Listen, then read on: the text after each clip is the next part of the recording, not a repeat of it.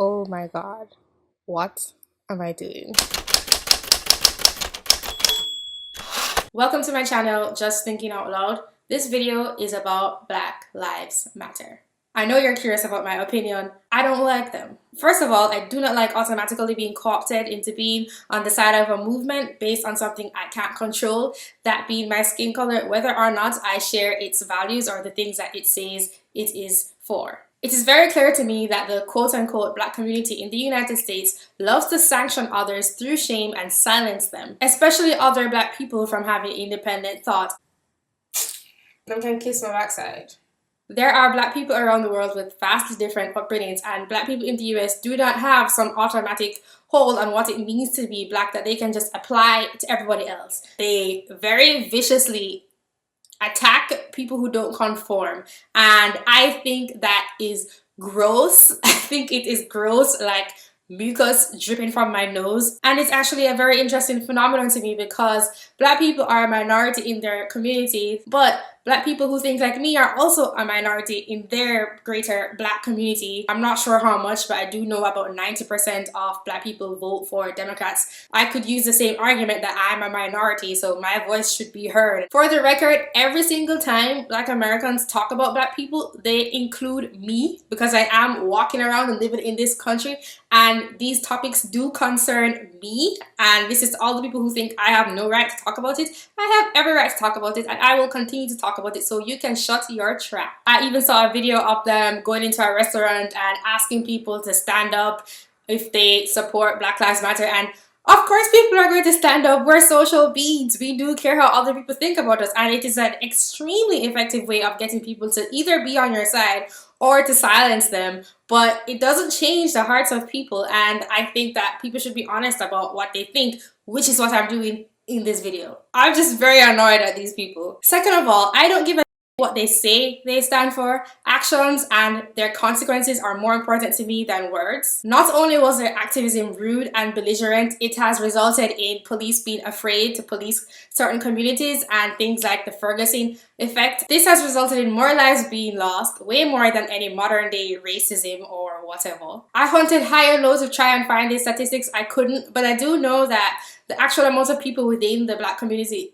who commit crimes is small, and it is mostly young Black males who do it. And I can't understand why people immediately feel that they are being talked about or they are being personally attacked. It's a very small percentage of the community that you are picking up for. I do not believe in lowering standards for people. If the law says 3 strikes and you're out, then you're out. If you want to try and challenge those laws in and of themselves, okay, but not because a disproportionate amount of people from a certain race are being arrested. The same law must apply equally. It is a process that must be just, not the outcome that must be equal. And not everybody is the same. Simply thinking about culture and upbringing and the things that influence their life. There are certain different proportions of those kinds of individuals in different racial categories. Lowering standards is admitting that you don't expect any better and fostering complacency. I know that people say Black people are policed more frequently, and that conviction does not necessarily mean that everybody who is committing that crime is being caught, but I do think that in terms of violent crime in particular,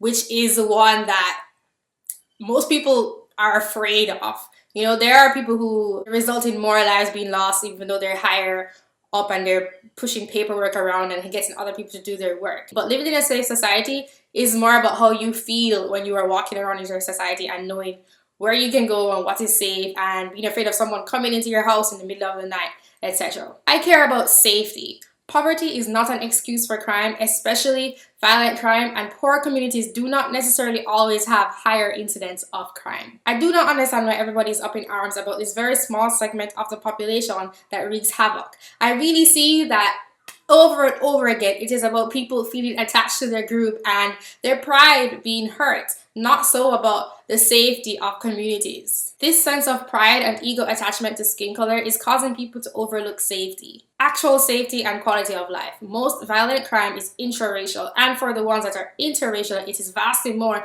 Black people committing it against non-Black people. I don't care how this makes Black people look. The face of the hideous monster eating your children is not going to change just because you refuse to look at it.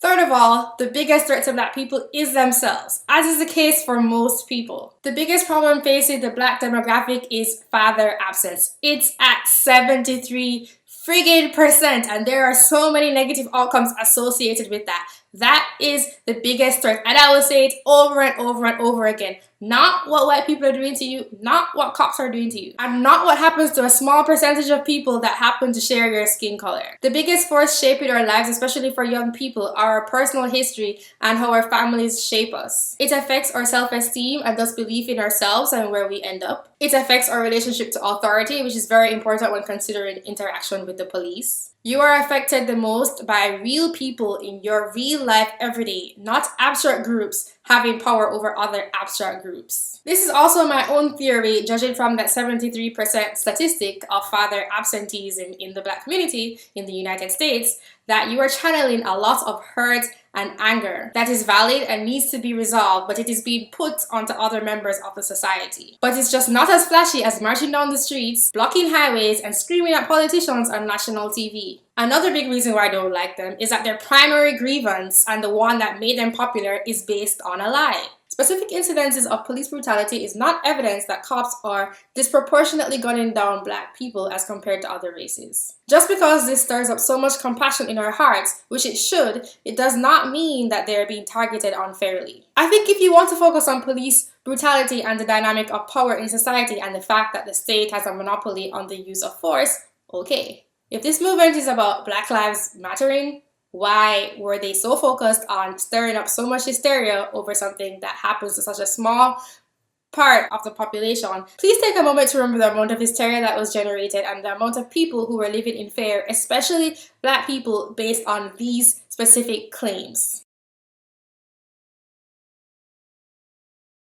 Even though the data wasn't even there and the data turned out to be proving otherwise. I know the goalpost is always moved and a different claim will be made, but just remember what this topic was about and how much hysteria there was surrounding this topic. When I first heard about Black Lives Matter, I instantly thought this is divisive. So that's another reason. I've said this in another video, but this is a double-edged sword. If you want to create a society where people don't pay attention to color and don't treat you differently because of your skin color, then you have to stop making arguments to help specific groups because of their skin color. Here you are teaching groups to see each other as enemies or competitors, competing for government benefits or the public sympathy. Excluding groups, whether in your title or in efforts to help, means highlighting group differences. You can't have it both ways. Discrimination is discrimination, and if you're calling for positive discrimination, just remember that it is a double-edged sword. Even if someone is in the middle and they don't actually agree with the extreme side of their group, they're going to have to pick a side, and if they're being excluded by your group because of something they can't control,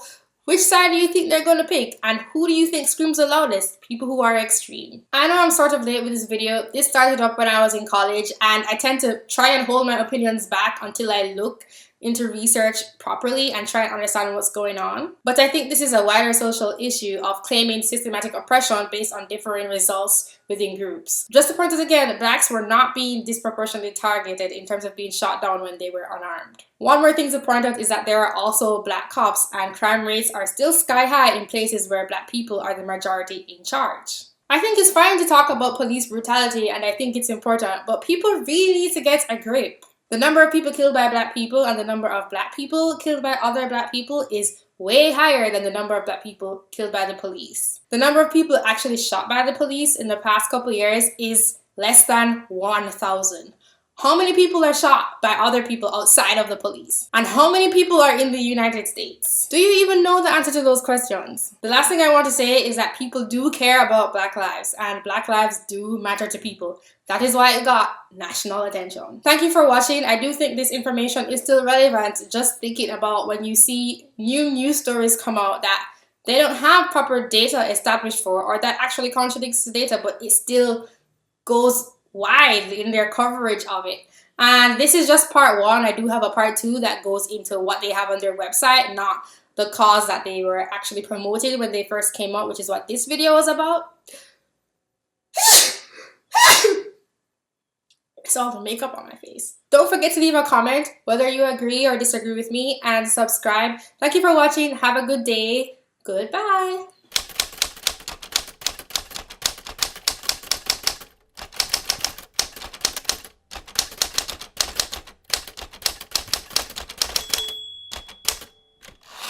That is why, what is that? Oh my God, what is that? Oh, that's me.